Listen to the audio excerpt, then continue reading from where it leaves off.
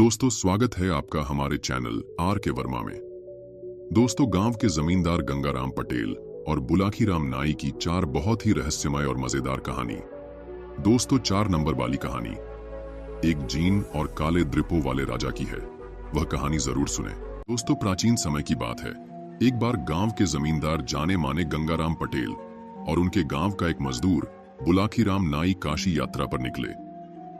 बुलाखी नाई ने बड़ी शर्त रखी, पटेल जी के सामने, अगर आप मेरे संशय और सवाल दूर नहीं कर पाए तो मैं वापस चला आऊंगा। पटेल जी ने उसकी बात खुशी खुशी मान ली। वे दोनों प्रतापगढ़ नामक नगर में पहुंचे। दोनों को शाम हो गई थी। पटेल जी ने बुलाखी को पैसे देकर खाने का सामान लाने कहा और बुलाखीराम ने जो दृश्य देखा उसका सारा वर्णन पटेल जी से कह सुनाया। उसने पटेल को बताया, पटेल जी, आज शाम जब मैं सामान लेकर आपके पास वापस लौट रहा था तो मैंने बाजार में एक अनोखा दृश्य देखा। मैंने देखा कि 2 राजपुरुष एक सुंदर स्त्री की दोनों बाहें पकड़े उसे अपनी अपनी तरफ को खींच रहे थे।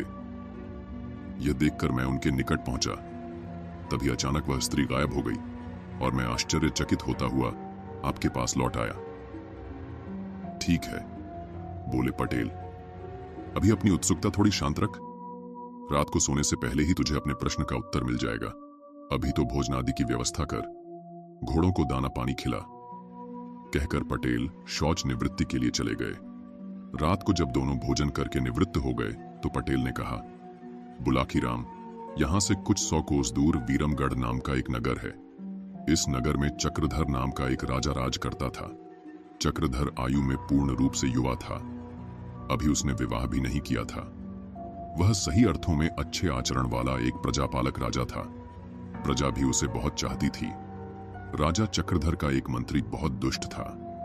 वह राजा के सामने तो बड़ी मीठी मीठी बातें करता था, लेकिन पीठ पीछे उसकी बुराई करता था। उसने गुप्त रूप से पड़ोसी देश के राजा के साथ संपर्क बनाया हुआ था। पड़ोसी देश के राजा ने उससे वादा किया हुआ था कि यदि वह वीरमगढ़ नगर पर उसका अधिकार करा दे तो वह उसे बहुत सा धन और भूमि उपहार में देगा और उसे अपने राज्य का प्रधानमंत्री बना देगा। इसी लालच के कारण वह दुष्ट मंत्री राजा चक्रधर के राज्य की गुप्त सूचनाएं उसे चोरी छिपे पहुंचाता रहता था। उन सूचनाओं के आधार पर एक दिन उस पड़ोसी राजा ने राजा चक्रधर के नगर वीरमगढ़ पर धावा बोल दिया और इससे पहले कि राजा चक्रधर की सेना सावधान होती, उसी मंत्री की सहायता से पड़ोसी राज्य की सेना ने नगर पर अधिकार कर लिया। तब राजा के सैनिक जी जान से राजा के महल की रक्षा करने में जुट गए। राजा चक्रधर स्वयं हथियार लेकर शत्रु से जूझने निकला, लेकिन तभी उसके घायल वफादार सैनिक उसका रास्ता रोककर उससे कहा, राजन, बाहर मत जाइए। नगर पर शत्रु का अधिकार हो चुका है और अब दुश्मन के सैनिक टिड्डी दल की तरह महल पर अधिकार करने के लिए इधर ही बढ़े चले आ रहे हैं। स्थिति बहुत ही विषम हो चली है। ऐसे में आप किसी तरह बचकर यहां से चले जाइए। लेकिन सैनिक, राजा बोला, बचकर जाऊं भी तो कैसे? महल से बाहर जाने का तो एकमात्र द्वार यही है। नहीं राजन, महल से बाहर जाने का एक गुप्त द्वार भी है, सैनिक ने कहा, और मैं उस मार्ग को जानता हूं। वह गुप्त द्वार एक सुरंग का है जिसका सिरा यहां से 2 कोस दूर जंगल में निकलता है। मैं आपको उस गुप्त द्वार को दिखाई देता हूं। आप उसी द्वार से बाहर चले जाइए। ऐसा कहकर वह सैनिक उसे एक कक्ष में ले गया और उस कक्ष में बना एक गुप्त द्वार उसे दिखा दिया। राजा जब उस गुप्त रास्ते के जरिए सुरंग में प्रवेश कर गया तो पीछे से उस सैनिक ने बड़ी सावधानी के साथ उस गुप्त द्वार का मुख बंद कर दिया। तभी महल के दरवाजे पर मारो काटो का शोर उठने लगा। सैनिक तलवार उठाए शत्रु से जूझने के लिए मुख्य द्वार की ओर लपका, लेकिन वह अधिक दूर न जा पाया। उसके शरीर से इतना रक्त निकल चुका था कि उसमें आगे बढ़ने की शक्ति शेष न रही। वह लड़खड़ाया और भूमि पर गिर पड़ा। तभी बाहर शत्रु भारी संख्या में आ पहुंचे और कुछ देर के संघर्ष के बाद महल पर शत्रु सेना का अधिकार हो गया। उधर सुरंग के रास्ते से राजा चक्रधर निरंतर आगे बढ़ता गया। सुरंग में अंधकार था, अतः अंधेरे में उसने कई जगह ठोकरें खाई, कई स्थानों पर गिरा, कई जगह उसके सिर से पत्थर टकराए, लेकिन किसी तरह वह सुरंग के मुहाने पर पहुंच गया। वह बाहर निकला तो स्वयं को एक जंगल में पाया। घनघोर जंगल, हिंसक पशुओं का भय, राजा प्यास से व्याकुल हो रहा था। उसने दाएं बाएं निगाहें दौड़ाई कि शायद कहीं जल का कोई स्रोत मिल जाए, लेकिन न तो उसे कोई सरोवर दिखाई दिया और न कोई नदी। तब वह जल की खोज में आगे चल दिया। जंगल निरंतर घना होता जा रहा था। काफी दूर चलने के बाद अंततः वह एक छोटे से चौरस मैदान में जा पहुंचा। उस मैदान में एक अत्यंत खूबसूरत 2 मंजिला मकान उसे बना हुआ दिखाई दिया। उस मकान को देखकर राजा की हैरत बढ़ गई। कौन रहता है इस मकान में? किसने इस बियाबान जंगल में बनवाया यह खूबसूरत मकान? कहीं यह मकान किसी शत्रु का तो नहीं? आदि प्रश्न उसके मन को मथने लगे। जो होगा देखा जाएगा, ऐसा विचार कर राजा उस मकान की ओर बढ़ गया। वह मकान के दरवाजे पर पहुंचा और आवाज लगाई, कोई है? लेकिन कोई उत्तर उसे न मिला। उसने 2-3 बार आवाजें लगाईं, लेकिन जब कोई उत्तर न मिला तो वह मकान का दरवाजा खोलकर अंदर दाखिल हो गया।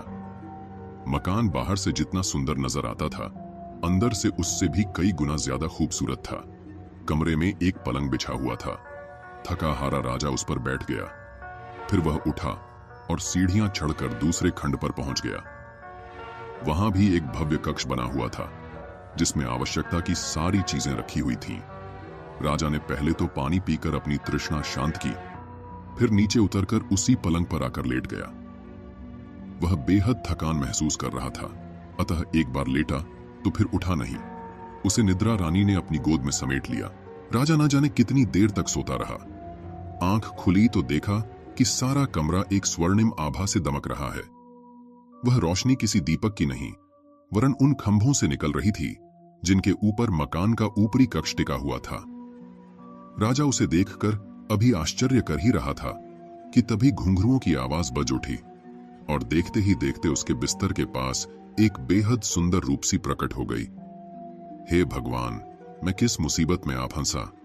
यह तो कोई माया महल है, और यह सुंदरी या तो डायन या चुड़ैल है, या फिर कोई जादूगरनी जो अपने जादू से इतनी खूबसूरत बनी हुई है। राजा ऐसा विचार कर ही रहा था कि वह सुंदरी जैसे उसके मन के विचारों को ताड़ गई। वीणा की झंकार जैसे मधुर स्वर में उसने कहा, घबराओ मत अजनबी, तुम यहां सुरक्षित हो। लेकिन आप कौन हैं और आपका यह माया महल? राजा ने कंपित स्वर में पूछा। अजनबी, मैं मय दानव की पुत्री हूं। दानेशी नाम है मेरा। यह मकान मेरे पिता का बनवाया हुआ है। एक राक्षस से युद्ध करते समय मेरे पिता की मौत हो चुकी है।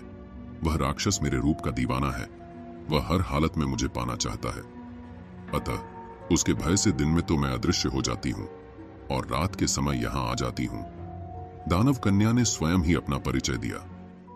दोस्तों, वीडियो को एक लाइक जरूर कर दे।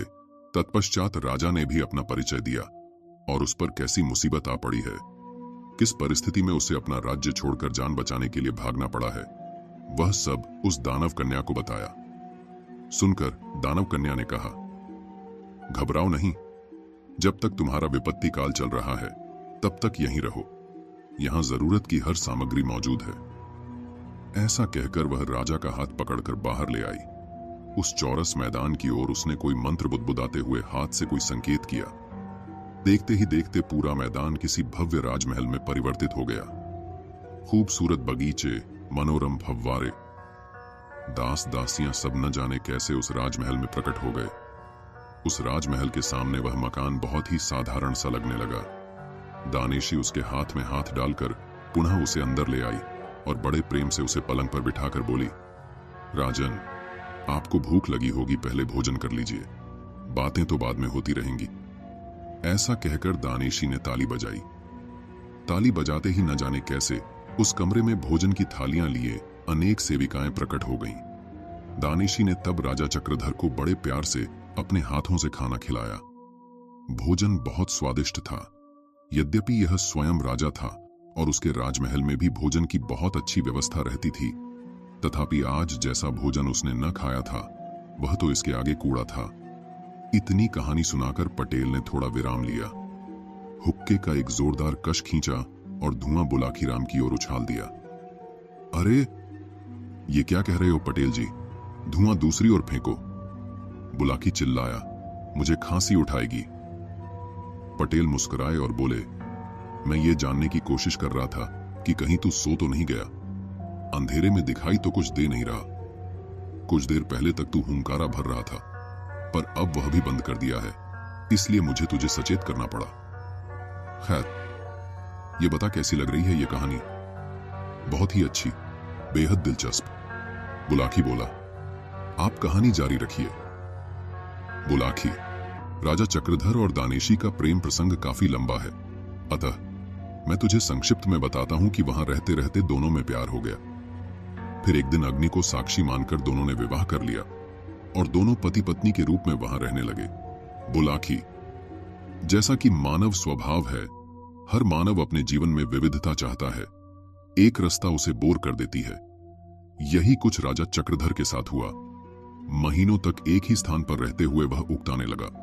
तो एक दिन अपनी पत्नी दानेशी से कहा, प्रिय, तुम्हें तो तंत्र मंत्र विद्या का ज्ञान है, अतः जब चाहे रूप बदलकर अथवा अदृश्य रूप में जहां भी चाहती हो चली जाती हो, किंतु मैं ठहरा एक साधारण मानव। मैं इस निर्जन स्थान में एक ही जगह रहते रहते बहुत उकताहट महसूस करता हूं।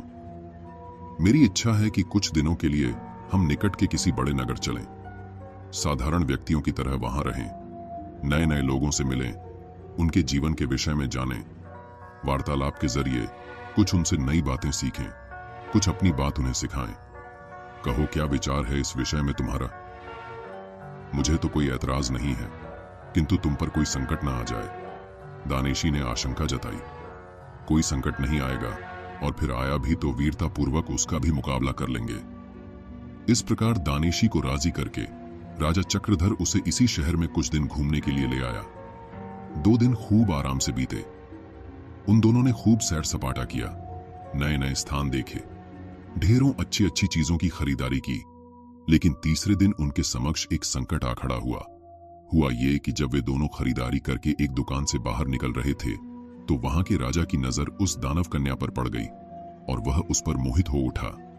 वह घोड़े से नीचे उतरा और दानेशी के समीप पहुंचकर उससे प्रणय याचना करने लगा। यह देखकर राजा चक्रधर को क्रोध आ गया।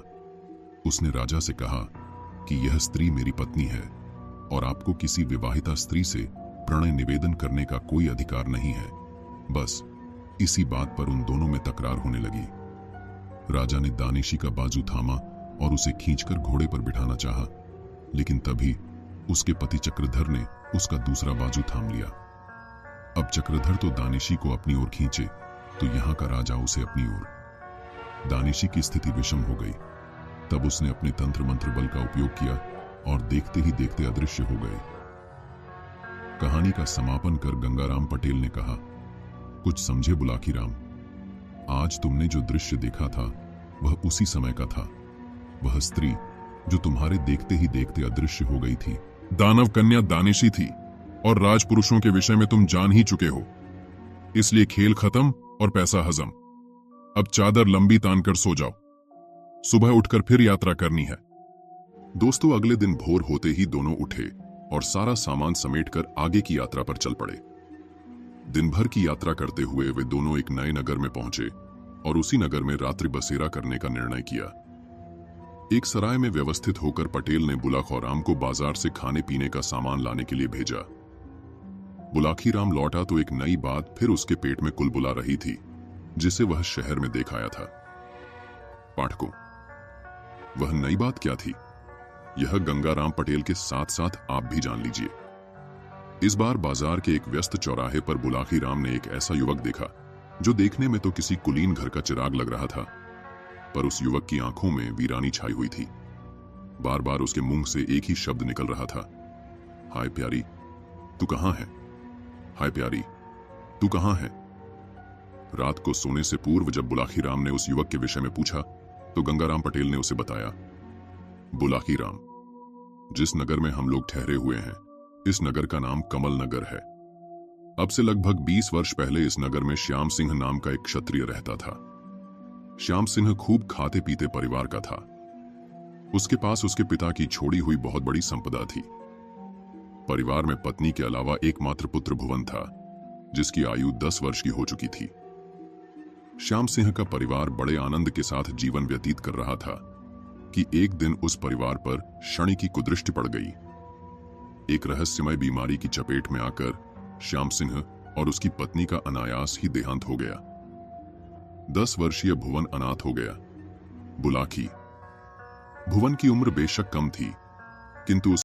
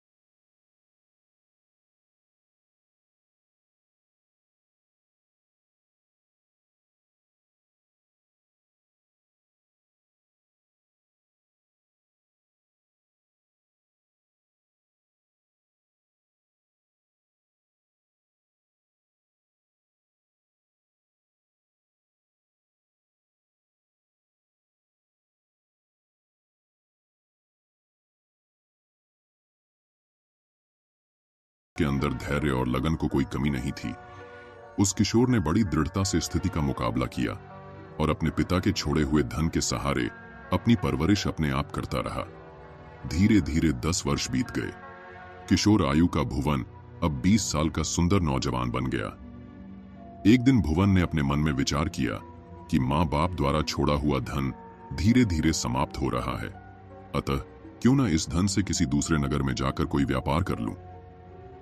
व्यापार चल पड़ा तो इस धन में वृद्धि होगी, तब मैं कोई अच्छी 100 कन्या ढूंढकर उसके साथ अपना विवाह कर लूंगा और आनंद के साथ शेष जीवन व्यतीत करूंगा। ऐसा विचार कर एक दिन उसने अपना सारा धन समेटा और उसे लेकर किसी दूसरे नगर के लिए चल पड़ा। रास्ता एक वन के मध्य से गुजरता था।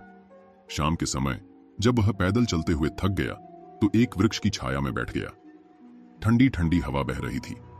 भुवन को पता ही नहीं चला कि कब उसे नींद आ गई। जब उसकी नींद टूटी तो उसने स्वयं को 8 डाकुओं के एक दल से घिरा हुआ पाया।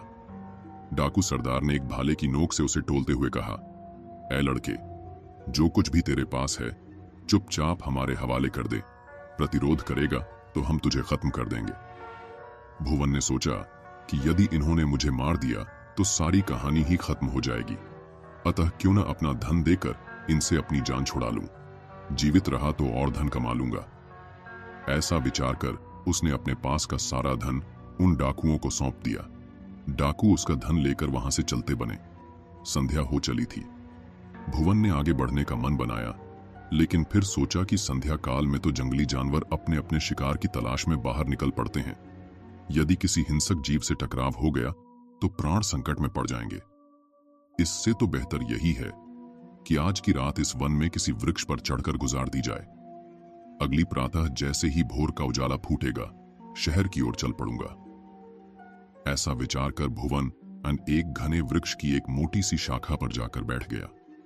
उसने शाखा के साथ अपनी छाती सटा ली और दोनों बाजुओं से शाखा को मजबूती से थामकर सो गया। आधी रात को अचानक उसकी नींद खुल गई। नीचे झांका तो मध्यम सी रोशनी में उसे 4 प्रेत गोल दायरे में बैठे हुए दिखाई दिए। उनमें से एक प्रेत कह रहा था, मित्रों, मालवा देश के राजा हरि सिंह की राजकुमारी रूपकुमारी बहुत ही रूपवती है।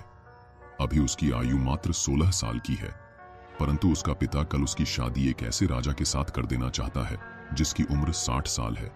यह तो बहुत ही अनर्थ की बात है। यह सुनकर दूसरे प्रेत ने कहा, मित्रों, है तो यह अनर्थ की बात, पर इससे भी ज्यादा अनर्थ वाली यह बात है कि राजकुमारी उस बूढ़े राजा के साथ हरगिज भी विवाह करना नहीं चाहती। वह निश्चय कर चुकी है कि विष खाकर अपने प्राण त्याग देगी, किंतु उस बूढ़े राजा के साथ कभी शादी नहीं करेगी। बेचारी राजकुमारी, मुझे तो उस पर बहुत दया आ रही है। कल वह नाहक ही अपने प्राण गंवा देगी। तब तीसरे प्रेत ने कहा, मित्रों, यदि ऐसी बात है तो हमें उस राजकुमारी की मदद करनी चाहिए, क्योंकि जब हम मानव योनि में थे तो बुरे कर्म करने के समय जो हमें यह प्रेत योनि मिली है, इस योनि में हम नाना प्रकार के काष्टीन हमें चाहिए कि हम कुछ अच्छे कर्म करें, जिससे हमारे पापों में कमी से मनुष्य योनि में जन्म लेकर सर्वानंद भोगें। और अब चौथे प्रेत की बारी थी। उसने कहा, मित्र, कहते तो तुम ठीक हो, पर हम ठहरे अशरीरी, मनुष्य देह हम धारण नहीं कर सकते। बिना देह के हम उस बेचारी राजकुमारी की कैसे मदद कर सकते हैं? हाँ, यदि कोई मनुष्य हमारा साथ दे तो हम उसकी मदद अवश्य कर सकते हैं। वृक्ष पर बैठे हुए भुवन ने सारी बातें सुनी। उसने राजकुमारी के विषय में जो कुछ सुना, उसे सुनकर उसके दिल को बहुत दुख पहुंचा। मन में एक निश्चय करके वह वृक्ष से नीचे उतर आया और उन प्रेतों से कहा, हे प्रेतों, मैंने तुम लोगों की सारी बातें सुनी हैं। खुशी की बात है कि तुम राजकुमारी रूपकुमारी की मदद करना चाहते हो।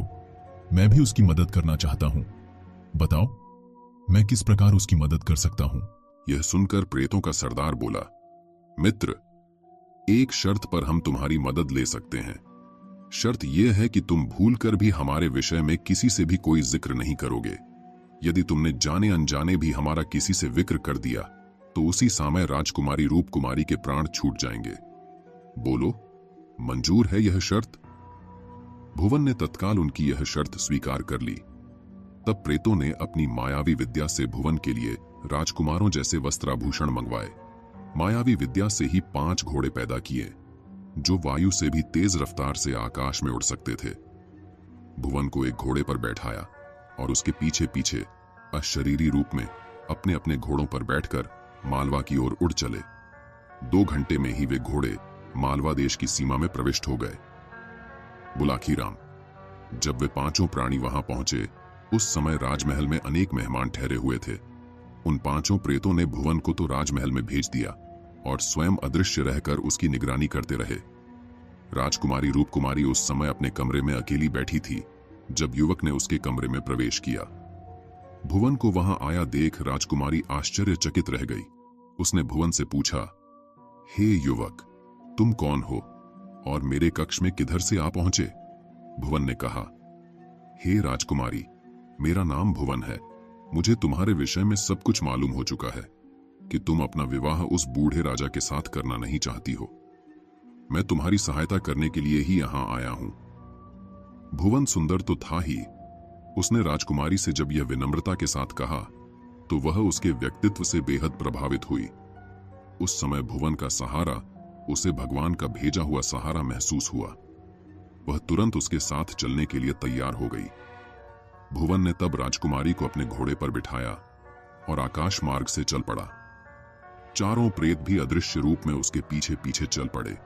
भुवन ने अपना घोड़ा वन में उसी वृक्ष के नीचे उतारा।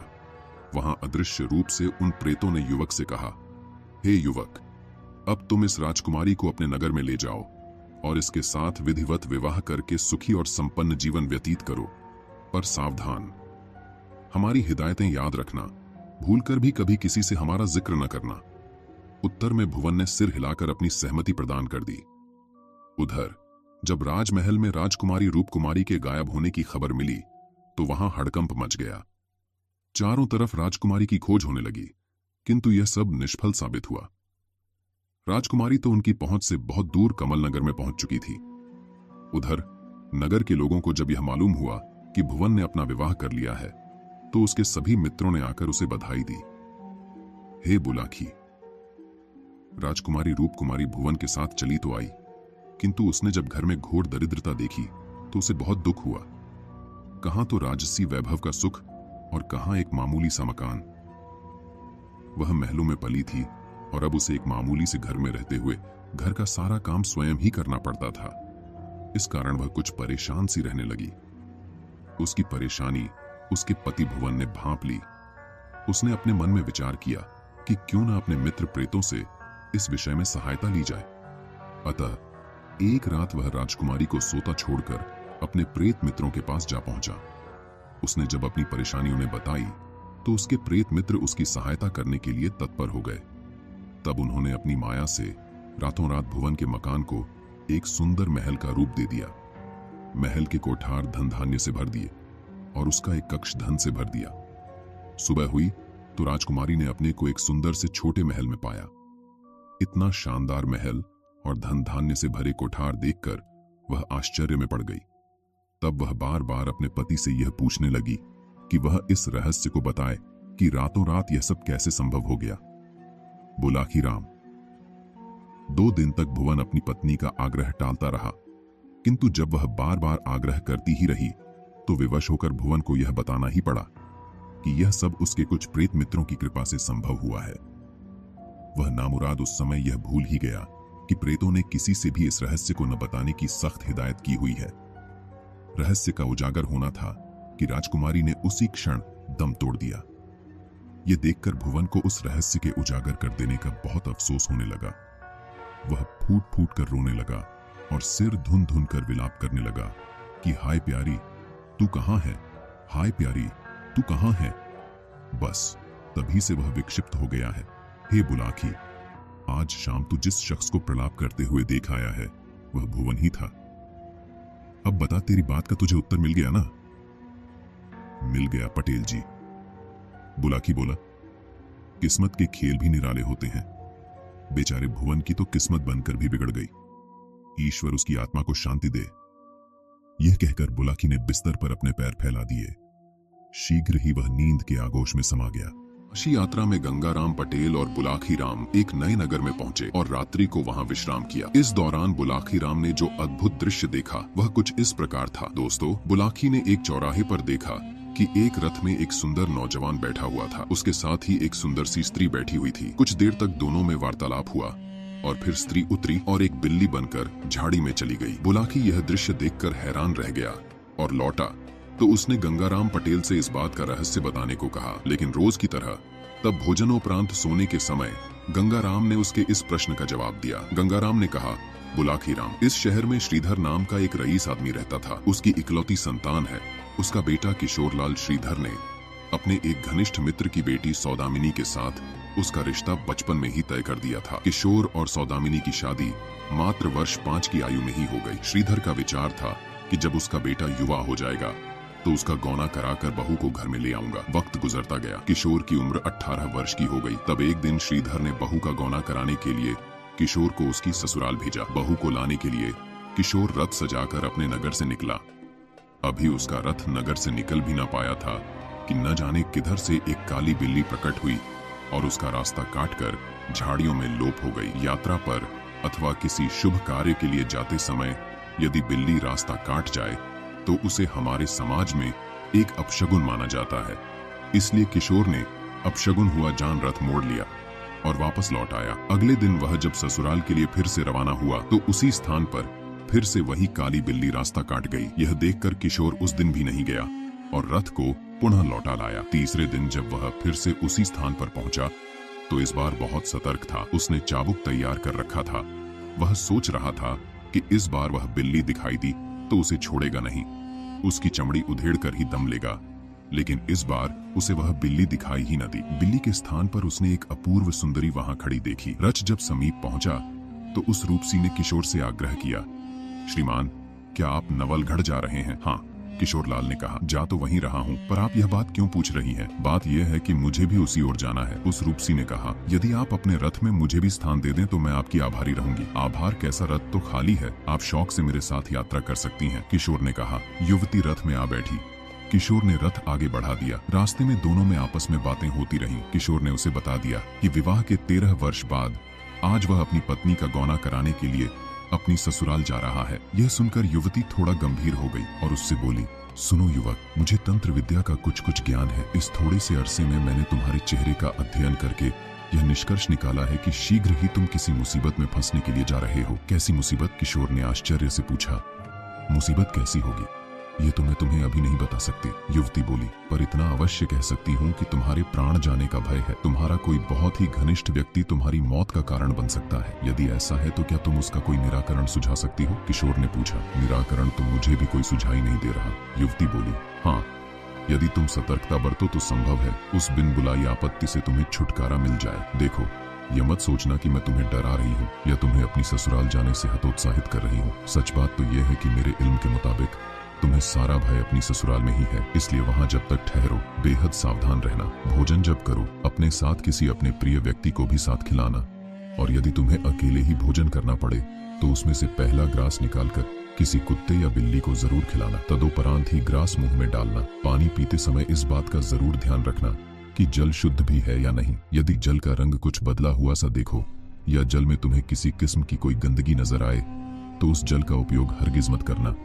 इन बातों पर गौर करोगे तो उस अनचाही विपत्ति से बहुत हद तक तुम्हें सुरक्षा मिल सकती है। धन्यवाद देवी। किशोर ने कहा, मैं आपकी हिदायतों पर जरूर अमल करूंगा। तब तक युवती का गंतव्य स्थल आ चुका था, अतः वह युवती तो किशोर को वहां तक लाने का धन्यवाद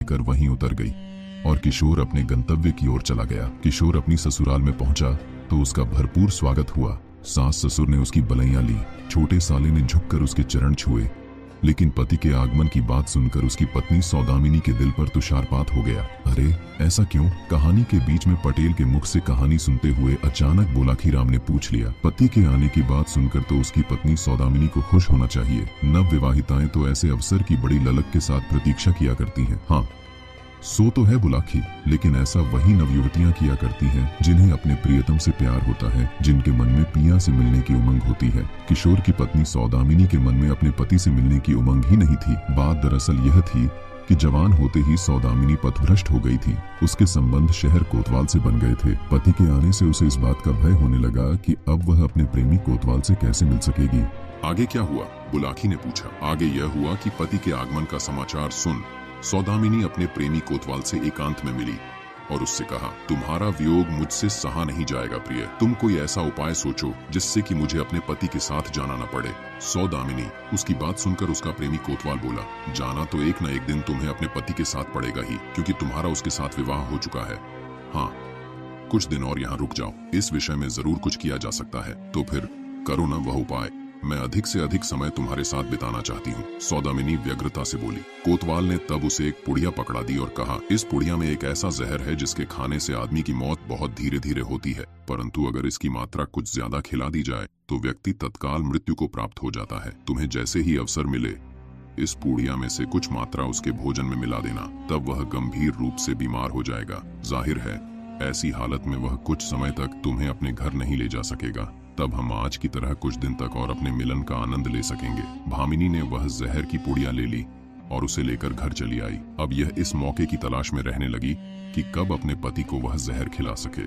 उस रात किशोर की सास ने उसके लिए बड़े स्वादिष्ट व्यंजन तैयार कर उसे परोसे। किशोर तो सावधान था ही, उसने भोजन के समय अपने छोटे साले को अपने साथ खाने पर बिठा लिया। अतः सौदामिनी की योजना धरी की धरी रह गई। रात को दोनों अपने मकान के ऊपर बने एक एकांत कमरे में सोने चले गए। अगले दिन प्रातः जब किशोर उठा तो शौच जाने से पूर्व उसने अपनी पत्नी से पानी मांगा। किशोर की आदत थी कि वह सुबह उठकर सबसे पहले जल पीता था। ऐसा करने से उसका शौच खुलकर आता था। सौदामिनी को मौका मिल गया। उसने लोटे में जल भरा और पुड़िया खोलकर उस जल में उड़ेल दी। फिर लोटा लाकर किशोर को थमा दिया। तभी अचानक किशोर को कुछ काम याद आ गया। उसने लोटे को वहीं रख दिया और अपने कमरे में चला गया। संयोगवश उसी समय सौदामिनी का छोटा भाई वहां आ पहुंचा। उसे प्यास लगी थी, अतः जब उसने लोटे में जल भरा देखा तो बिना किसी हिचकिचाहट के लोटे का सारा जल पी लिया। जैसा कि अपेक्षित था, जल पीते ही उसकी हालत बिगड़ गई और देखते ही देखते उसने दम तोड़ दिया। सौदामिनी ने जब अपने भाई को मरा देखा तो उसके हाथों के तोते उड़ गए। वह सन्नसी रह गई, लेकिन फिर उस दुष्टा ने इसका दोष अपने पति पर ही मढ़ दिया। वह चीखने लगी, अरे लोगों दौड़ो, पकड़ो इस दुष्ट को। देखो इस दुष्ट पापी ने क्या कर डाला है। इसने मेरे छोटे भाई को गर्दन दबाकर मार डाला है। उसकी पुकार सुनकर सारे घर वाले और पड़ोसी इकट्ठे हो गए। यह सब देखकर किशोर के हाथ पांव फूल गए। उसने वह लोटा उठाकर एक ऊंचे स्थान पर रख दिया और लोगों को अपने विषय में सफाई देने लगा। कि मैंने यह दुष्कर्म नहीं किया है, लेकिन कौन उसकी बात का यकीन करता। सबने मिलकर किशोर को पीटना शुरू कर दिया। स्थिति बिगड़ गई तो किसी व्यक्ति ने कोतवाली में जाकर शहर कोतवाल को सूचित कर दिया। तब नवलगढ़ की पुलिस किशोर को पकड़ कर ले गई और उस पर कत्ल का इल्जाम लगाकर उसे कैद खाने में बंद कर दिया। बेचारा किशोर आया तो था अपनी पत्नी का गौना कराने और यहाँ आकर फंस गया एक कत्ल के केस में। अब किशोर को वह युवती याद आने लगी जिसने उसे किसी भावी मुसीबत से सतर्क रहने के लिए सावधानी बरतने को कहा था। किशोर ने सावधानी तो बेशक बरती थी, किंतु जो होनहार था वह होकर ही रहा। सारी रात कैद में रहते हुए नाना प्रकार के ख्याल उसे आते रहे और वह तरह तरह की आशंकाओं के भंवर में डूबता उतरता रहा। सुबह हुई तो उसे यह देखकर सुखद आश्चर्य हुआ कि यही युवती उसकी सहायता के लिए वहां आ पहुंची थी। उसके साथ एक वकील था। वकील ने इसकी की जमानत का न्यायाधीश द्वारा लिखा एक आदेश कोतवाल को दिखाया और किशोर को कैद खाने से आजाद करा लिया। कोतवाल को उम्मीद नहीं थी कि किशोर को इतनी जल्दी जमानत मिल जाएगी। वह तो उस पर न जाने कितने केस थोपने का मन बना चुका था, लेकिन उस युवती ने उसकी सारी योजना धूल में मिला दी थी। न्यायाधीश का आदेश था, अतः उसे किशोर को जमानत पर छोड़ना ही पड़ा। बुलाखी, उस प्रदेश में जहां किशोर का कोई मददगार न था, वह युवती एक फरिश्ता बनकर किशोर की जिंदगी में आई। उसने किशोर के वकील को शहादत के रूप में ऐसे अकाट्य सबूत मुहैया कराए जिन्हें देखकर न्यायाधीश को किशोर को बाइज्जत रिहा करना पड़ा। इतना कहकर पटेल ने थोड़ा विराम लिया, हुक्के से एक गहरा कश खींचा और आगे बोले, जानना चाहते हो बुलाखीराम कि उस युवती ने किशोर को निर्दोष साबित करने के लिए कौन कौन से सबूत मुहैया कराए थे? हाँ हाँ, ये बात तो जरूर बताइए पटेल जी, बुलाकी तत्परता से बोला। तो सुनो, पहला सबूत तो उस युवती ने यह उपलब्ध कराया कि उसने सौदामिनी के मृत भाई की शारीरिक जांच करवाई। जांच से यह सिद्ध हुआ कि मृतक की मौत जहर पीने से हुई थी, न कि उसकी गर्दन दबाने से। हथप्राण की गर्दन पर भी किशोर के हाथों के निशान नहीं मिले थे। दूसरे, उस लोटे में भरे जल का भी परीक्षण कराया जिसके पीने से मृतक की मौत हुई थी। लोटे में अभी भी कुछ जल शेष रह गया था। उसके परीक्षण से यह सिद्ध हो गया कि लोटे में भरे उस जल में वह पुड़िया भी बरामद हो गई जिसमें जहर रखा गया था। पुड़िया में जहर का कुछ अंश अब भी शेष था। परीक्षण से साबित हो गया कि यह वही जहर था जिसके कारण हथप्राण को अपने प्राणों से हाथ धोने पड़े। जब और भी विस्तृत जांच की गई तो यह भी पता चल गया कि जहर स्वयं सौदामिनी ने किशोर के लोटे के जल में डाला था। यह भी पता चल गया कि वह जहर की पुड़िया उसे किसने उपलब्ध कराई थी।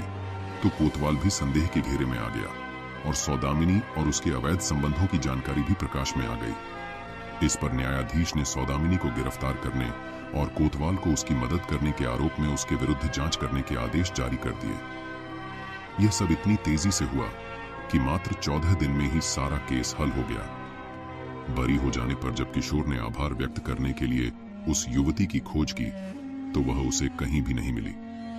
तब वह उदास भाव से अपने नगर को चल पड़ा।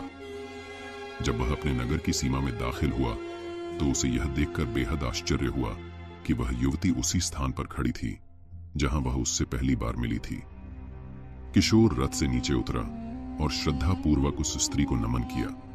उसने बड़े सम्मान के साथ उसे रथ में बैठाया और बहुत देर तक उसका आभार प्रकट करता रहा। युवती बीच में कुछ नहीं बोली। वह तो बस मुस्कुराकर अनुराग भरी आंखों से उसकी ओर देखती रही। जब वार्तालाप समाप्त हो गया तो वह रथ से नीचे उतरी और एक बिल्ली का रूप धारण कर एक झाड़ी में लोप हो गई। कहानी को समाप्त करते हुए पटेल ने बुलाखीराम से कहा, बुलाखीराम, आज तुमने जो दृश्य देखा था वह उसी समय का था। वह स्त्री और कोई नहीं थी, वही थी जिसने किशोरलाल की मदद की थी और रथ में बैठा युवक स्वयं किशोरलाल था। उम्मीद है तेरी जिज्ञासा शांत हो गई होगी। गंगाराम पटेल और बुलाखी नाई और एक जिन की नई मजेदार कहानी। दोस्तों, काशी यात्रा में गंगाराम पटेल और बुलाखीराम एक नए नगर में पहुंचे और रात्रि को वहां विश्राम किया। इस दौरान बुलाखीराम ने जो अद्भुत दृश्य देखा वह कुछ इस प्रकार था। पटेल जी, आते वक्त मैंने एक काला महल देखा। महल बहुत रहस्यमय था, तो मैंने उसके अंदर जाकर देखा तो देखा कि आधा पत्थर का इंसान जोर से चिल्ला रहा है। उसे एक खूबसूरत लड़की मारी जा रही है और कोई उसकी मदद नहीं कर रहा है।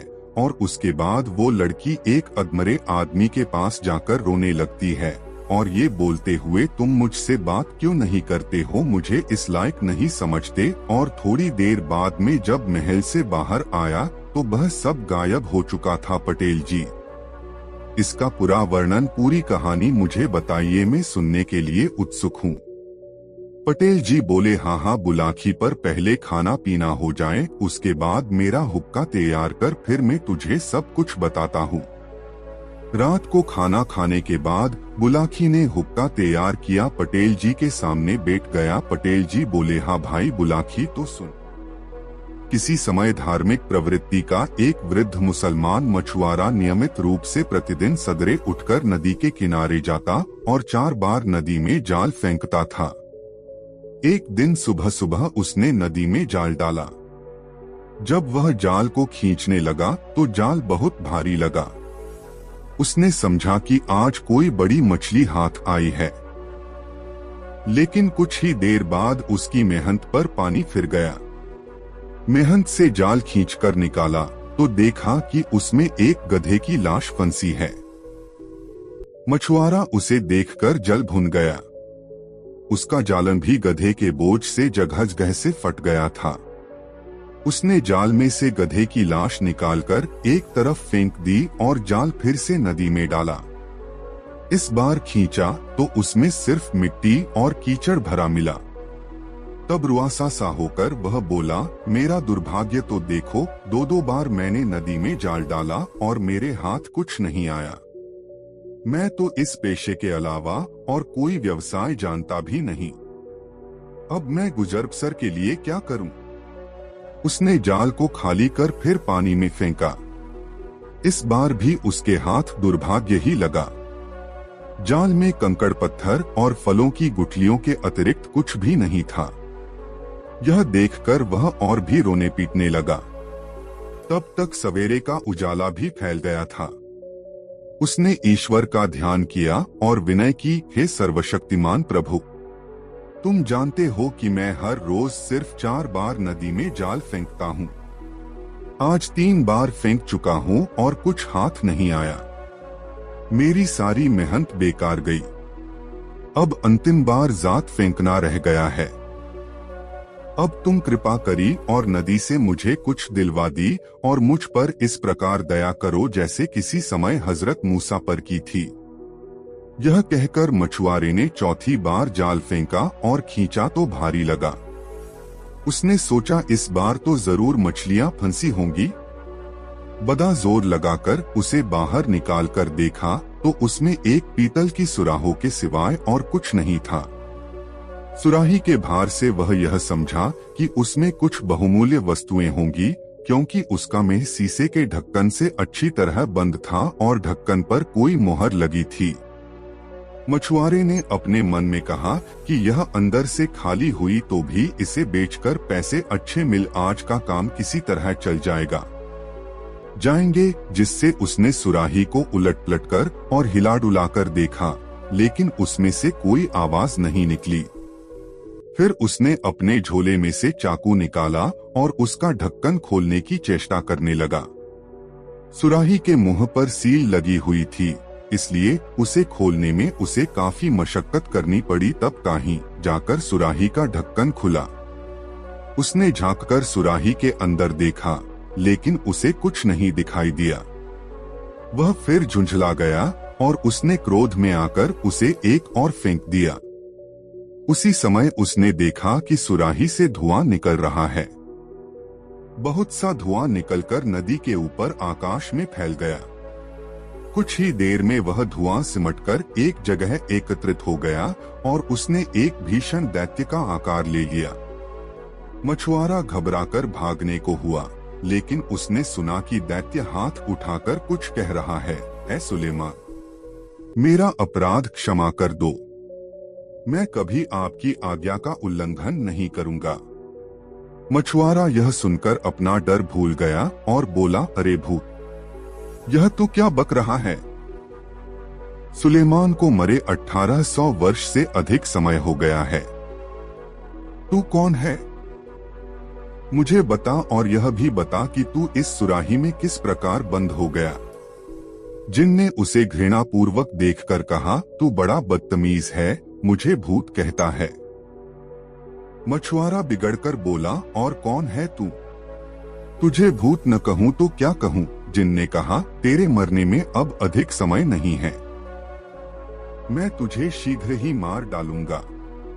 मछुआरा घबराकर बोला, तू मेरी हत्या क्यों करना चाहता है? क्या तू इस बात को भूल गया कि मैंने ही तुझे सुराही के बंधन से छुड़ाया है? जिन बोला, मुझे भली प्रकार ज्ञात है कि तूने ही सुराही खोली है, लेकिन इस बात से तेरी जान नहीं बच सकती। हाँ, मैं तेरे साथ एक रियायत करूंगा। मैं तुझे यह निर्णय करने का अधिकार दूंगा कि तू कैसी मौत मरना चाहेगा। मछुआरे ने कहा, तेरे हृदय में जरा भी न्यायप्रियता नहीं है। मैंने तेरा क्या बिगाड़ा है जो तू मुझे मारना चाहता है? क्या मेरे एहसान का बदला तू मुझे बिना वजह मारकर देना चाहता है? जिन बोला, बिना वजह नहीं मार रहा। मैं तुझे बताता हूँ कि तुझे मारने का क्या कारण है। तू ध्यान देकर सुन। मैं उन जिनों में से हूँ जो नास्तिक थे। अन्य जिन मानते थे कि हजरत सुलेमान पैगंबर हैं, इसलिए उनकी आज्ञाओं का पालन करते थे। सिर्फ मैं और एक दूसरा दैत्य, जिसका नाम साकर था, सुलेमान को आज्ञा से विमुख हुए। बादशाह सुलेमान ने क्रुद्ध होकर अपने प्रमुख मंत्री आसिफ बिन वरहिया को आदेश दिया कि मुझे पकड़कर उसके सामने पेश करे। मंत्री ने मुझे पकड़कर उसके सामने खड़ा कर दिया। सुलेमान ने मुझसे कहा कि तू मुसलमान होकर मुझे पैगंबर मान और मेरी आज्ञाओं का पालन कर। मैंने इससे इनकार कर दिया। तब सुलेमान ने इसकी मुझे यह सजा दी और उसने मुझे इस सुराही में बंद कर दिया और अभिमंत्रित करके सीसे मोसे का ढक्कन इसके मुंह पर जड़ दिया और उस पर अपनी मोहर लगा दी। फिर एक जिन को आज्ञा दी कि वह इस सुराहों को नदी में डाल दे। तब वह मुझे नदी में डाल गया। उस समय मैंने प्रण किया कि 100 वर्षों के अंदर जो आदमी मुझे निकालेगा, उसे मैं इतना धन दे दूंगा कि वह आजीवन सुख से रहे और उसके मरने के बाद भी बहुत सा धन उसके वारिसों के लिए रह जाए। इस अवधि में मुझे किसी ने नहीं निकाला। फिर मैंने प्रतिज्ञा की कि अब 100 वर्ष के अंदर जो मुझे आजाद करेगा, उसे मैं सारे संसार के खजाने दिलवा दूंगा। फिर भी किसी ने मुझे न निकाला। फिर मैंने प्रतिज्ञा की कि 100 वर्षों की तीसरी अवधि में जो मुझे आजाद करेगा, उसे मैं बहुत बड़ा बादशाह बना दूंगा और हर रोज उसके पास जाकर उसकी 3 इच्छाएं पूरी करूंगा।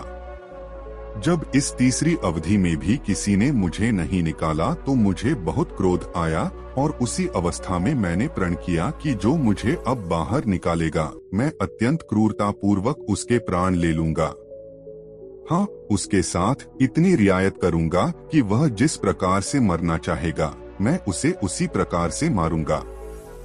अब चूंकि तूने मेरी इस प्रतिज्ञा के बाद मुझे निकाला है, इसलिए अब तू बता कि तुझे किस प्रकार मारूं। मछुआरा अब बहुत ही भयभीत हुआ, क्योंकि उसने देखा कि जिन उसे मारने की हठ नहीं छोड़ रहा है। अपने बीवी बच्चों को याद करके वह अत्यंत दुखी हुआ। उसने एक बार फिर जिन का क्रोध शांत करने का प्रयत्न किया और उससे अनुनय पूर्वक कहा, हे रहमदिल जिन, मैंने तो तुम्हारे साथ इतनी भलाई की है, तुम इसके बदले मुझ पर दया भी नहीं कर सकते। जिन बोला, इसी भलाई करने के कारण तो तेरी जान जा रही है।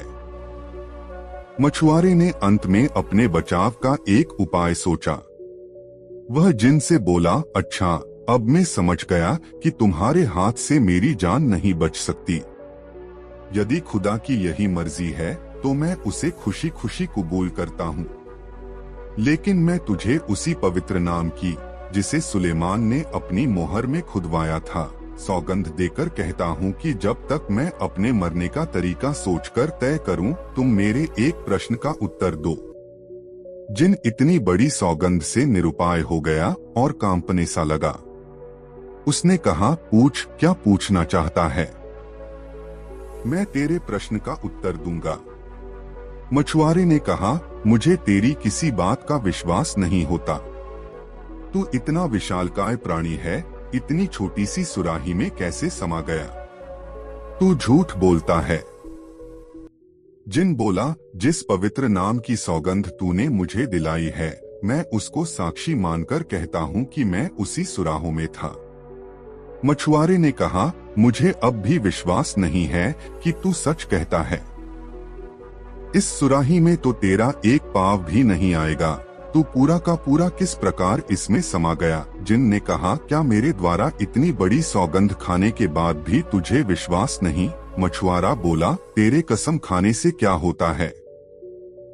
मैं तो तभी मानूंगा जब तुझे अपनी आंखों से सुराही के अंदर देखूं और उसमें से आती हुई तेरी आवाज सुनूं।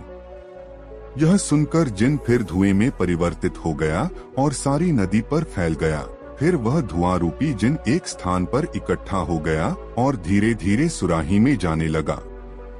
जब बाहर का सारा धुआं सिमटकर भीतर चला गया और सुराहों के अंदर से जिन की आवाज आई, अब तो तुझे मालूम हुआ कि मैं झूठ नहीं कहता था, मैं इसी सुराही में बंद था। मछुआरे ने इस बात का उत्तर न दिया।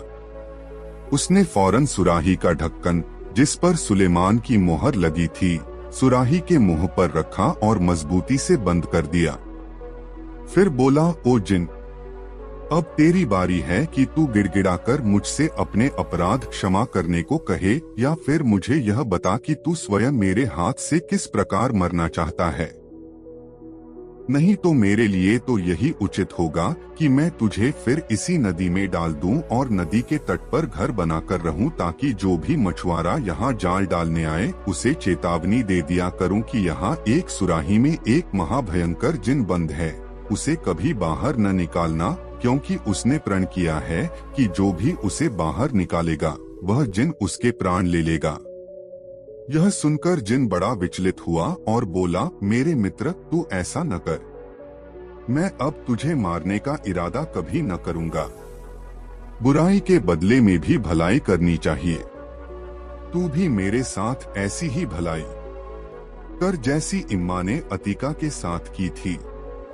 मछुआरे ने कहा, मुझे वह कहानी नहीं मालूम। जिन बोला, यदि तू यह कहानी सुनना चाहे तो मुझे बंधन मुक्त कर, क्योंकि सुराही में अच्छी तरह नहीं बोल पाऊंगा। मुझे मुक्त करे तो यही नहीं और भी बहुत अच्छी कथाएं सुनाऊंगा। जिन के बार बार गिड़गिड़ाने से द्रवित होकर ज्यों ही मछुआरे ने सुराही का ढक्कन खोला, उसमें से धुआं निकला और नदी पर फैल गया। कुछ देर में उसने जिन का रूप धारण कर लिया। जिन ने ठोकर मारकर सुराही को नदी में डुबा दिया। मछुआरा यह देखकर बहुत डरा और बोला, हे जिन, यह तूने क्या किया? क्या तू अपने वचन पर स्थिर नहीं रहना चाहता? मछुआरे के भयभीत होने पर जिन हंसकर बोला, तू डर मत। अपना जाल उठा और मेरे पीछे पीछे आ। वे दोनों वहां से चल पड़े और एक वन के अंदर से गुजरकर एक पहाड़ की चोटी पर चढ़ गए। फिर वहां से उतरकर एक लंबे चौड़े महल में गए। उस महल में एक तालाब दिखाई दिया जिसके चारों ओर टीले थे। तालाब के पास पहुंचकर जिन ने मछुआरे से कहा, तू इस तालाब में जाल डाल और मछलियां पकड़। महुआरा खुश हो गया क्योंकि तालाब में बहुत सी मछलियां थीं। उसने जाल डालकर खांचा तो उसमें 4 मछलियां फंसी हुई नजर आईं, जो 4 रंग की थी, सफेद, लाल, पोलो और कांचा।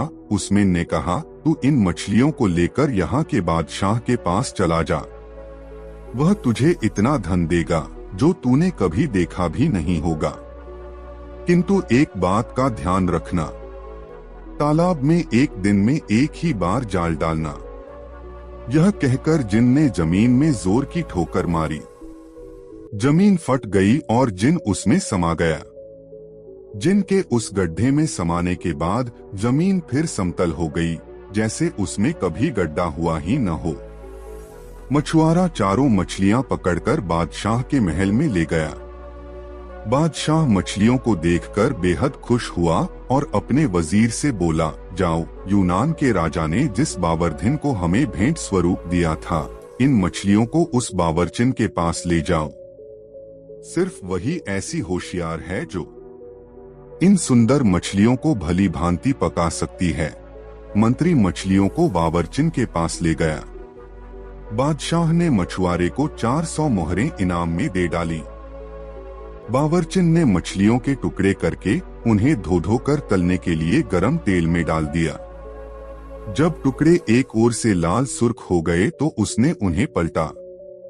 उस समय उसने जो कुछ देखा, उसे देखकर उसकी आंखें फट गई। उसने देखा कि एकाएक रसोई घर की दीवार फट गई और उसमें से एक अति सुंदर स्त्री बड़े ठाट बाट से भड़कीले कपड़े पहने बाहर निकली। उसके शरीर पर मिस्र देश की रानियों जैसे बेशकीमती आभूषण थे। उसके वस्त्र भी राजसी और मूल्यवान थे।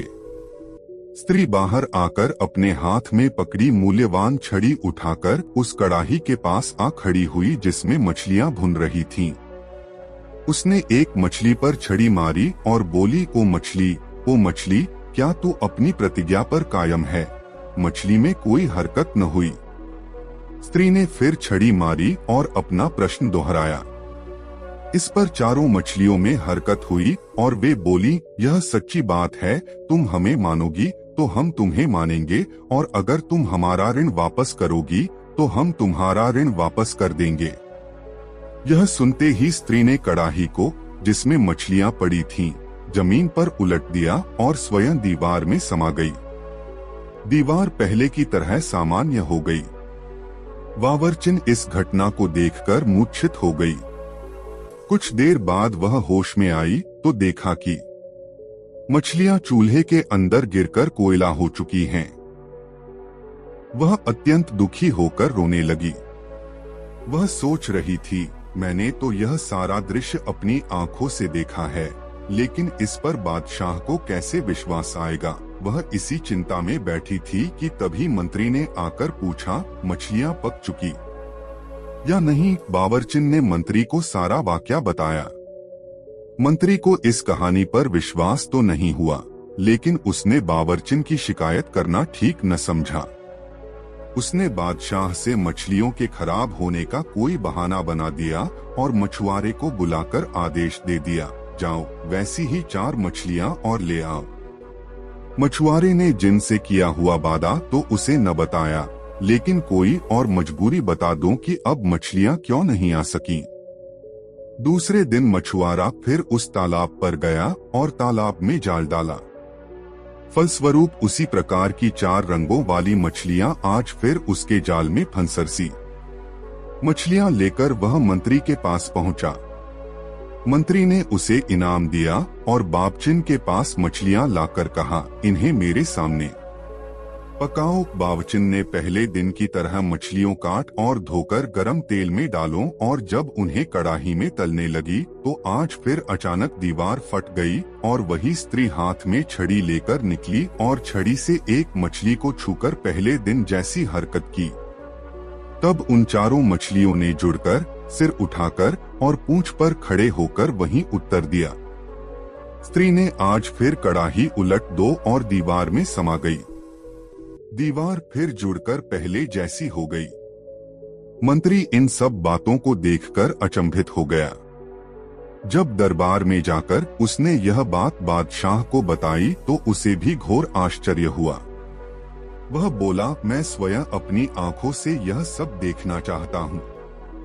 बजोर ने फिर मछुआरे को हुक्म दिया, ऐसी ही 4 मछलियां और ले आओ। मछुआरा बोला, सरकार, अब मैं 3 दिन से पहले मछलियां लाने में असमर्थ हूँ। चूंकि सारा दृश्य अद्भुत था, इसलिए बादशाह ने मछुआरे पर कुछ जोर नहीं डाला। 3 दिन बाद उसने फिर वैसी ही 4 मछलियां लाकर बादशाह को दे दी। बादशाह ने खुश होकर उसे 400 अशर्फियां इनाम में दो। बादशाह ने मंत्री से कहा, बावचिन को हटा दो और तुम खुद मेरे सामने इन मछलियों को पकाओ। मंत्री ने बावर्ची खाना अंदर से बंद करके मछलियां पकाना शुरू किया। जब एक ओर से लाल होने पर मछलियों को पलटा गया तो एक बार फिर दीवार फट गई, किंतु इस बार उसमें से वह सुंदरी नहीं निकली, बल्कि गुलामों जैसे कपड़े पहने हाथ में एक छड़ी लिए एक हबशी निकला। हबशी ने बड़े कठोर और भयावह स्वर में पूछा, मछलियों मछलियों, क्या तुम अपने वचन पर अब भी स्थिर हो?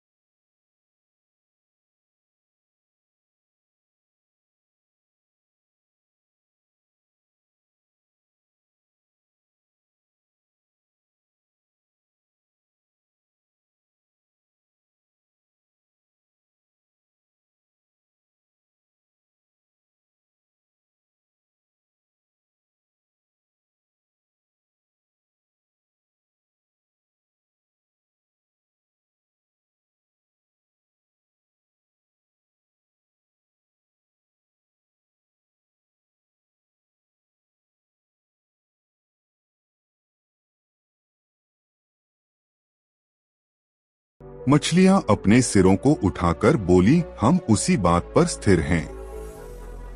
हबशी ने कड़ाही उलट दी और स्वयं दीवार के रिक्त स्थान में घुस गया।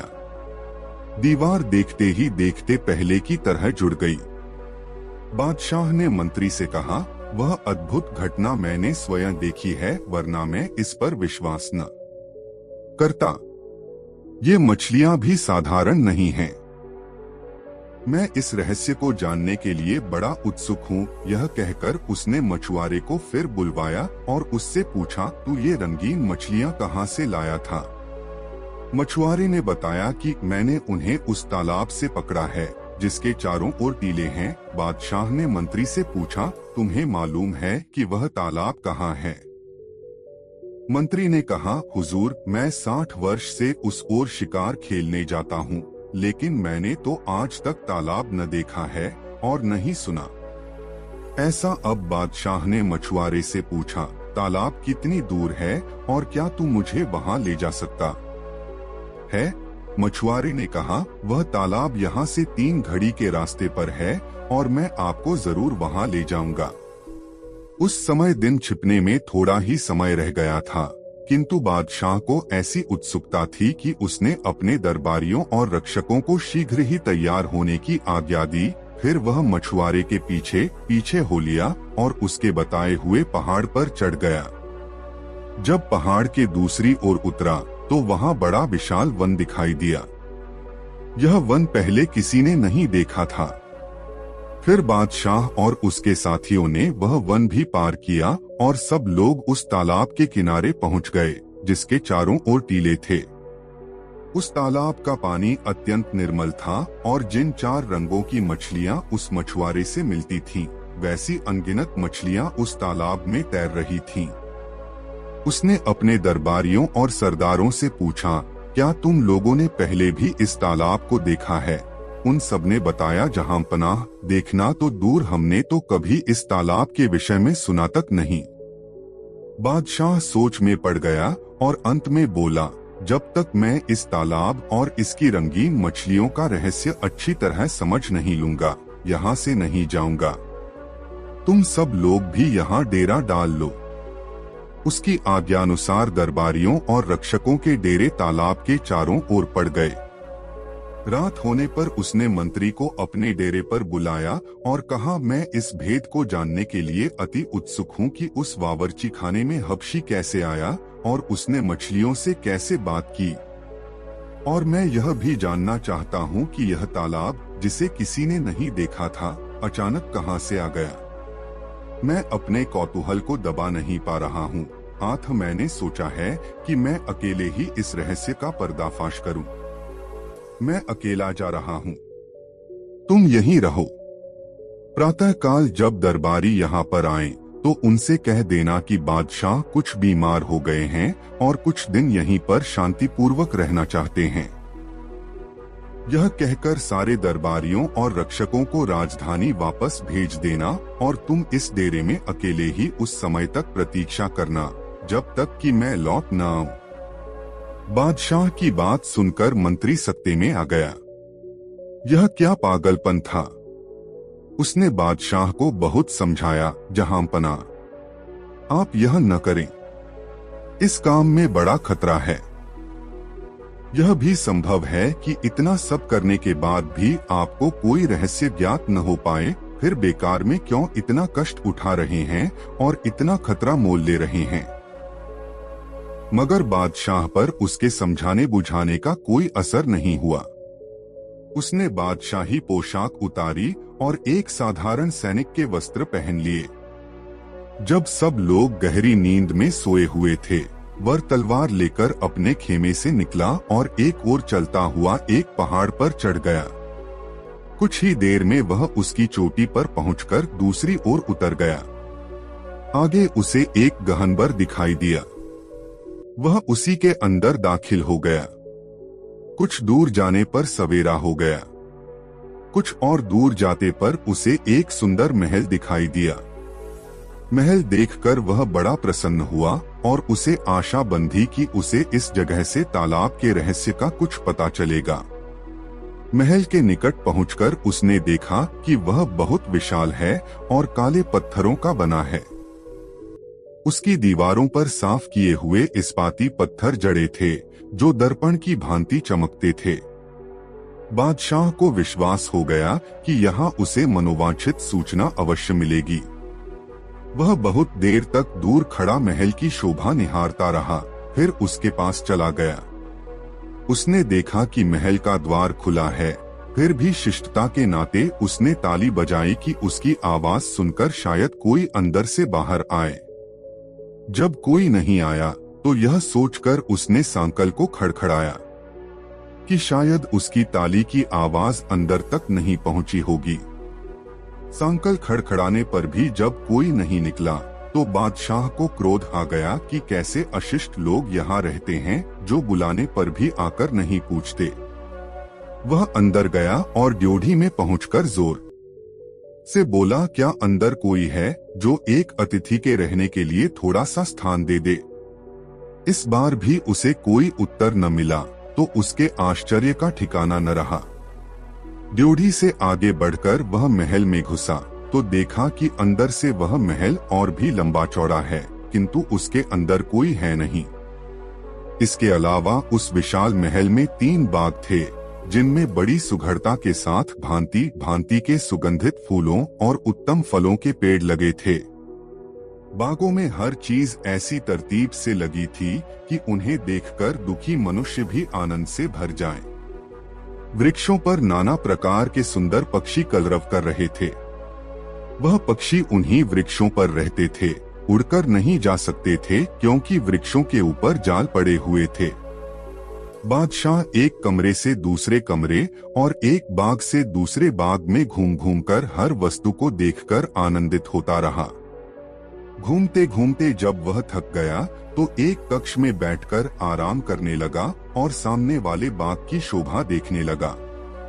इतने में उसे एक कातर कराह सुनाई दी, जैसे कोई बड़े दुख से कराह रहा हो।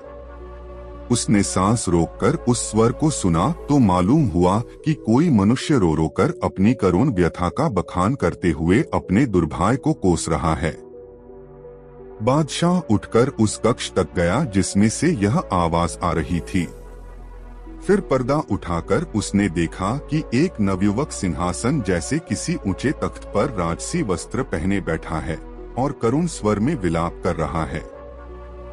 बादशाह ने उसके निकट जाकर इसका कारण पूछा तो युवक बोला, मुझे क्षमा कीजिए, मैं उठकर आपका स्वागत करने में असमर्थ हूँ।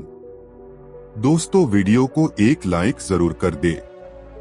बादशाह ने कहा, मैं आपके शौलवान व्यवहार से बड़ा प्रभावित हुआ हूँ।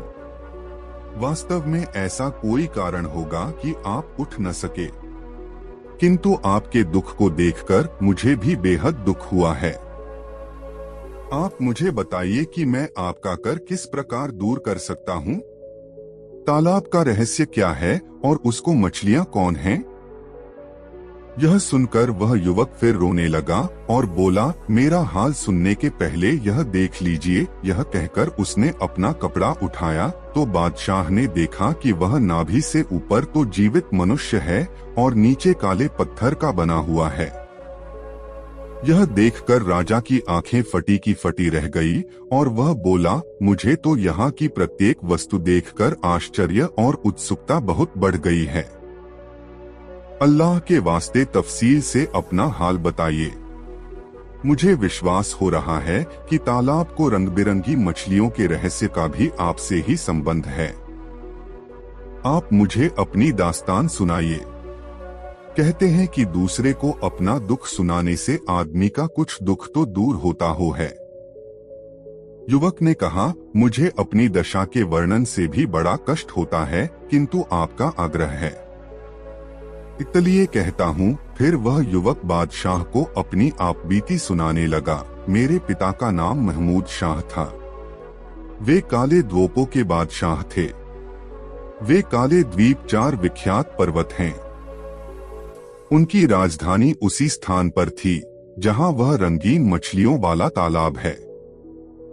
70 वर्ष की उम्र में मेरे पिता का देहांत हो गया और उनकी जगह में राज सिंहासन पर बैठा। मैंने अपने चाचा की बेटी के साथ विवाह किया।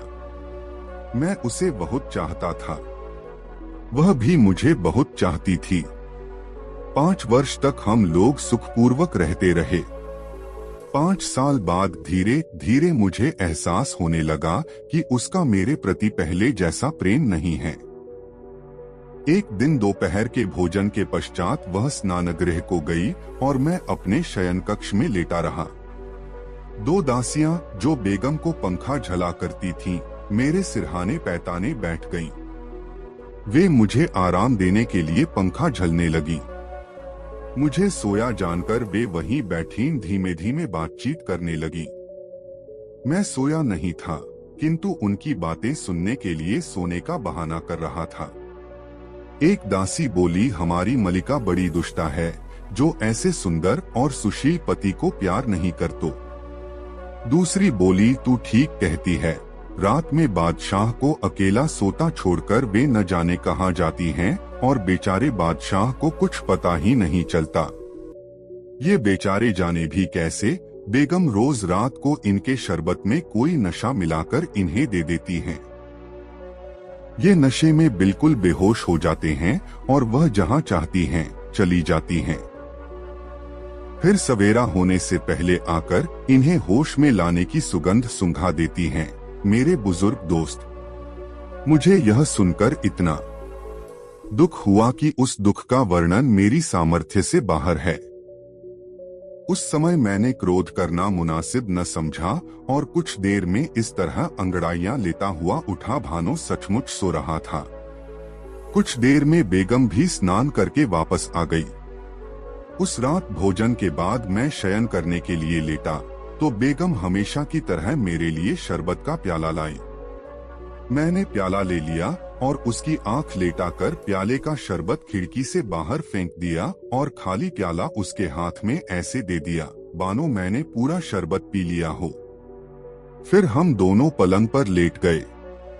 बेगम ने मुझे सोता समझकर अलग से उठकर एक मंत्र पढ़ा और मेरी तरफ मुंह फेर कर कहा, तू ऐसा सो कि कभी न जागे। फिर यह भड़कीले वस्त्र पहनकर कमरे से निकल गई। मैं भी पलंग से उठा और तलवार हाथ में लेकर उसका पीछा करने लगा। वह मुझसे केवल थोड़ा ही आगे थी और उसकी पदचाप मुझे साफ सुनाई दे रही थी, लेकिन मैं ऐसे धीरे धीरे पाँव रखकर उसके पीछे पीछे चल रहा था कि उसे मेरे आने का कोई आभास न मिले। वह कई दरवाजों से होकर निकली। उन सभी में ताले लगे थे।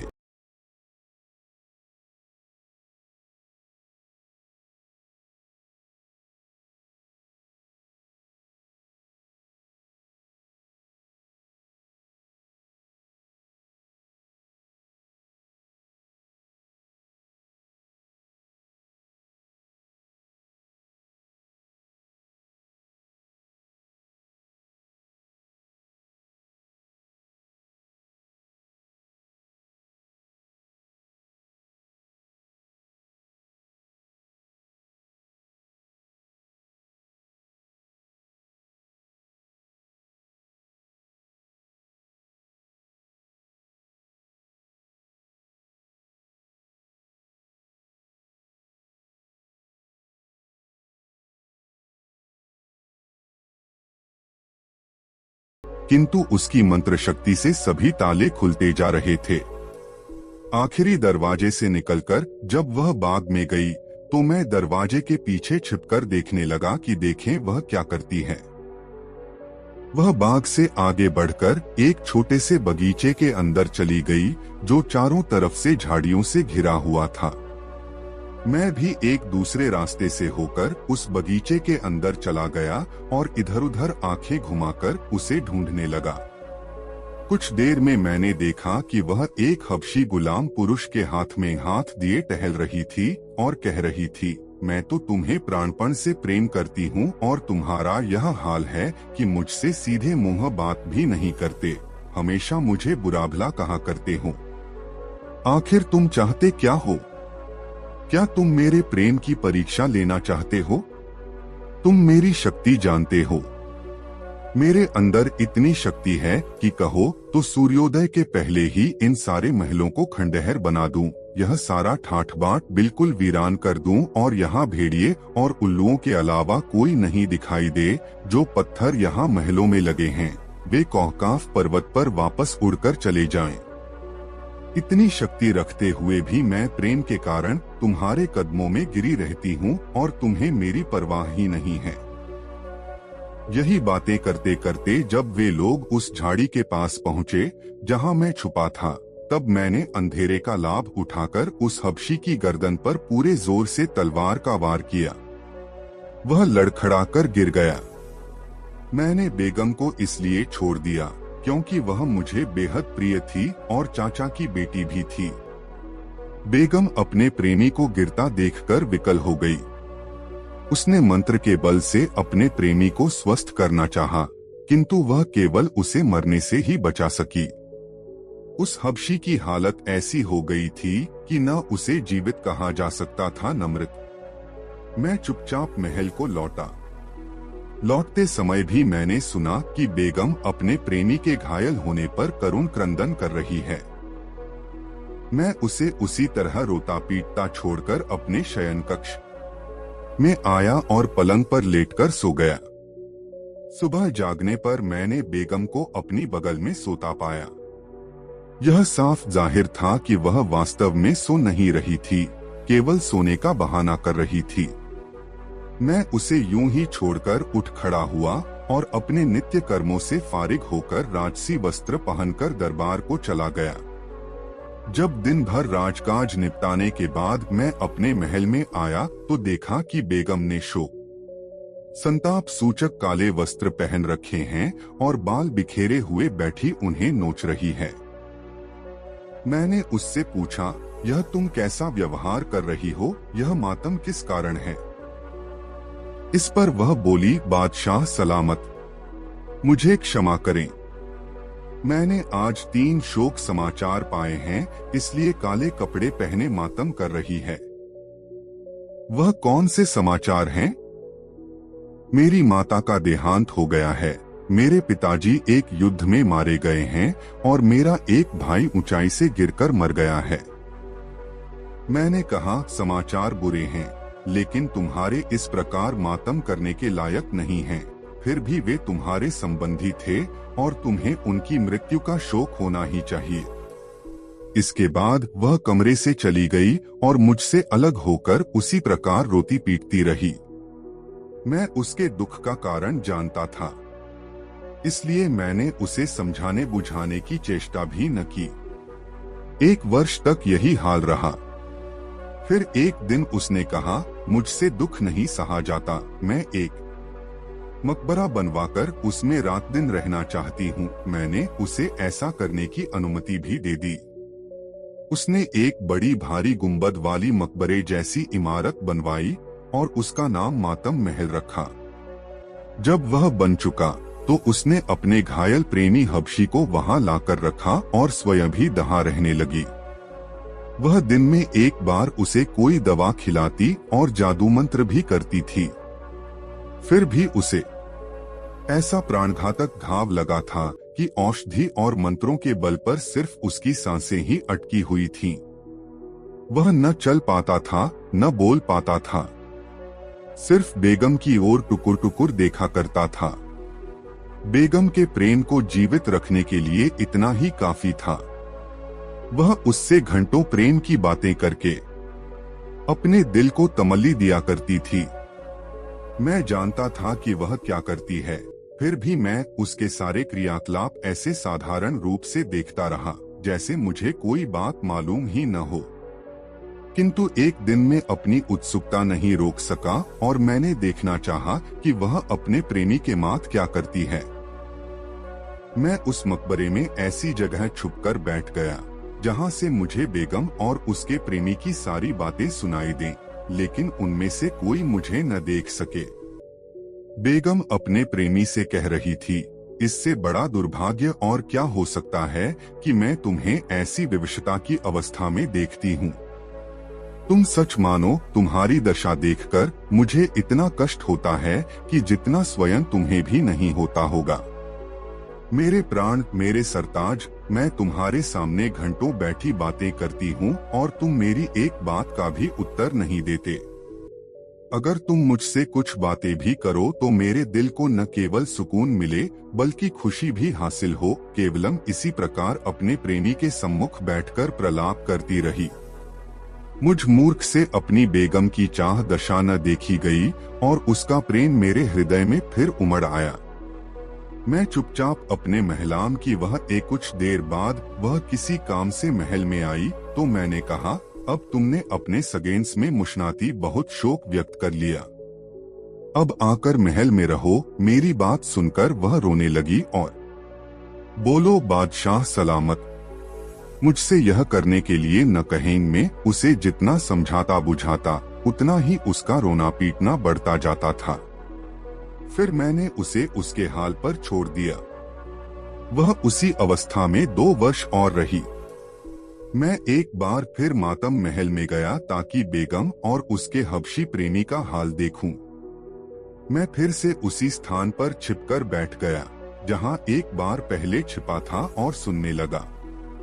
बेगम कह रही थी, प्रियतम, अब तो 2 वर्ष बीत गए हैं और 3रा वर्ष लग गया है। तुमने मुझसे एक बात भी नहीं की। मेरे रोने चिल्लाने और विलाप करने का तुम्हारे मन पर कोई प्रभाव नहीं होता। जान पड़ता है कि तुम मुझे बात करने के योग्य नहीं समझते, इसीलिए तुम अब मुझे देखकर आंखें बंद कर लेते हो। देखो तो मैं तुम्हारे प्रेम में कितनी बेहाल हो रही हूँ। बेगम की यह बातें सुनकर मेरे तन बदन में आग लग गई। मैं उस मकबरे से बाहर निकल आया और गुंबद की तरफ मुंह करके कहा, ओ गुंबद, तू इस स्त्री और उसके प्रेमी को, जो मनुष्य रूप में राक्षस है, निगल क्यों नहीं जाता? मेरी आवाज सुनकर मेरी बेगम, जो अपने हबशी प्रेमी के पास बैठी थी, क्रोधांध होकर निकल आई और मेरे समीप आकर बोली, अभागे दुष्ट, तेरे कारण ही मुझे वर्षों से शोक ने जकड़ रखा है। तेरे ही कारण मेरे प्रेमी की ऐसी दयनीय दशा हो गई है और वह इतनी लंबी अवधि से घायल पड़ा है। मैंने कहा, हाँ, मैंने ही उस कुकर्मी राक्षस को दंड दिया है। यह इसी योग्य था और तू भी इस योग्य नहीं कि जीवित रहे, क्योंकि तूने मेरी सारी इज्जत मिट्टी में मिला दी है। यह कहकर मैंने तलवार खींच ली और चाहा कि बेगम की हत्या कर दूं, किंतु उसने कुछ ऐसा जादू किया कि मेरा हाथ उठ ही न सका। फिर उसने धीरे धीरे कोई मंत्र पढ़ना आरंभ किया, जिससे मैं बिल्कुल न समझ सका। मंत्र पढ़ने के बाद वह बोली, अब मेरे मंत्र की शक्ति देख। मैं आज्ञा देती हूँ कि तू कमर से ऊपर जीवित मनुष्य रहे और कमर से नीचे पत्थर बन जाए। उसके यह कहते हो मैं वैसा ही बन गया जैसा उसने कहा था, अर्थात मैं न जीवित लोगों में रहा न मृतकों में। फिर उसने मातम महल से उठवाकर मुझे इस जगह लाकर रख दिया। इतना ही नहीं, उसने मेरे नगर को भी नहीं छोड़ा। मेरे सभी दरबारी और प्रजाजन मेरे प्रति निष्ठा रखते थे। उसने उन सबको अपने जादू से मछलियों में बदल दिया। इनमें जो सफेद रंग की मछलियां हैं वे मुसलमान हैं, लाल रंग वालों अग्नि पूजक, काली मछलियां ईसाई और पीले रंग वाली यहूदी हैं। मैं जिन 4 काले द्वीपों का नरेश था, उन्हें उस स्त्री ने 4 टीले बनाकर तालाब के चारों ओर स्थापित कर दिए।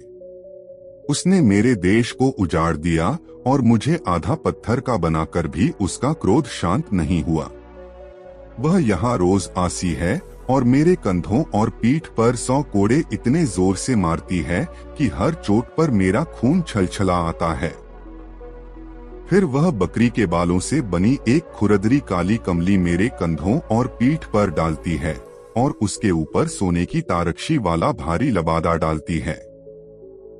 यह वस्त्र वह मेरे सम्मान के लिए नहीं बल्कि मुझे और पीड़ा पहुंचाने के लिए डालती है और मेरा मजाक उड़ाकर कहती है, दृष्ट, त्रि तो 4 द्वीपों का बादशाह है, फिर अपने को इस अपमान और दुर्दशा से क्यों नहीं बचाता। इतना वृत्तांत बताने के बाद काले द्वीपों के बादशाह ने दोनों हाथ आकाश की ओर उठाए और बोला, हे सर्वशक्तिमान परमात्मा, हे समस्त विश्व के सृजनहार, यदि तेरी प्रसन्नता इसी में है कि मुझ पर इसी प्रकार अन्याय और अत्याचार हुआ करे तो मैं इस बात को भी प्रसन्नता से सहूंगा। मैं हर हालत में तुझे धन्यवाद दूंगा। मुझे तेरी दयालुता और न्यायप्रियता से पूर्ण आशा है कि तू एक ने दिन मुझे इस दारुण दुख से अवश्य छुड़ाएगा। जब वहां आने वाले खोजकर्ता बादशाह ने यह सारी कहानी सुनी तो उसे बड़ा दुख हुआ और वह विचार करने लगा कि इस निर्दोष नौजवान बादशाह का दुख कैसे दूर किया जाए और कैसे उसकी कुल्टा बेगम को दंड दिया जाए। यह सोचकर उसने पूछा, तुम्हारी बेगम कहाँ रहती है और उसका प्रेमी जिसके पास वह रोज जाती है किस स्थान पर पड़ा है। नौजवान बादशाह ने उसे बताया, मैंने आपको पहले ही बताया था कि उस मातम महल का एक रास्ता इस कमरे के नीचे से होकर भी है, जहां इस समय हम लोग हैं। यह जादूगरनी कहाँ रहती है यह बात मुझे ज्ञात नहीं, किंतु रोज प्रातःकाल वह मेरे पास मुझे दंड देने के लिए आती है और मुझे पीटने के बाद फिर अपने प्रेमी के पास जाकर उसे कोई अर्क पिलाती है, जिससे वह जीवित बना रहता है। आगंतुक बादशाह ने कहा, वास्तव में तुमसे अधिक दया योग्य और कोई व्यक्ति नहीं होगा। तुम्हारा जीवन तो ऐसा है कि इसे इतिहास में लिखकर अमिट कर दिया जाए। तुम चिंता न करो, मैं तुम्हारे दुख के निवारण का भरसक प्रयत्न करूंगा। इसके बाद आगंतुक बादशाह उसी कक्ष में सो गया, क्योंकि रात का समय हो गया था। बेचारा काले